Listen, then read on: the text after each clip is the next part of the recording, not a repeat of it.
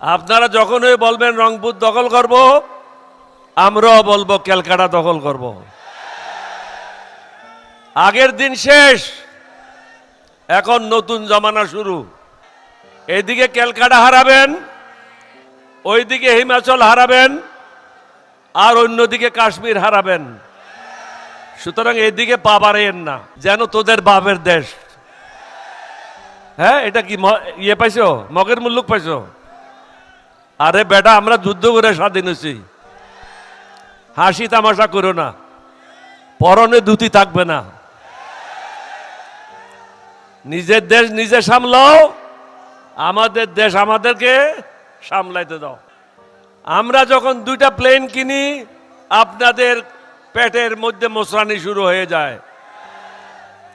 আপনারা যখন প্লেন কিনেন, আমরা তো কিছু বলি না। আপনারা যখন বড় বড় জাহাজ কিনেন, আমরা তো কিছু বলি না। আমাদের দেশের প্রয়োজনে আমরা কি জাহাজ কিনবো, না হেলিকপ্টার কিনবো, না ট্যাঙ্ক কিনবো, না আর্টিলারি কিনবো, এটা তো আমাদেরকে সিদ্ধান্ত নিতে হবে, আপনাদেরকে না।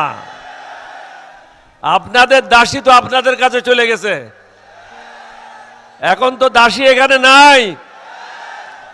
আমরা আপনাদের দাসী না। যদি বাংলাদেশের সাথে সুসম্পর্ক করতে চান, কাঁটা তারের বেড়া উঠে নেন, পুশিন বন্ধ করেন। আর কখনো বলবেন না রংপুর দখল করে নেব। আপনারা যখনই বলবেন রংপুর দখল করব, আমরাও বলবো ক্যালকাটা দখল করব। আগের দিন শেষ, এখন নতুন জমানা শুরু। এখন দাসীদের রাজত্ব নাই বাংলাদেশে। এই দাসীরা আর কখনো বাংলাদেশে শাসন করবে না। আজকে রংপুরবাসী কি মেসেজ দিচ্ছে পুরো বাংলাদেশকে? এত বৈরী আবহাওয়ার মধ্যেও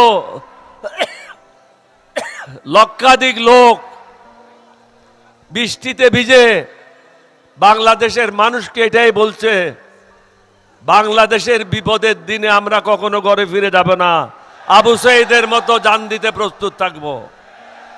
আপনারা মনে করছেন বাংলাদেশ সেনাবাহিনী বোধহয় 2 লাখ বা 2.5 লাখ। আমাদের সেনাবাহিনীর সংখ্যা 1 কোটির উপরে। এই যুবকেরা যারা এখানে মাঠে আছে, তারা সবাই বন্দুক হাতে নিয়ে যুদ্ধ করবে। সুতরাং এদিকে ক্যালকাটা হারাবেন, ওইদিকে হিমাচল হারাবেন, আর অন্যদিকে কাশ্মীর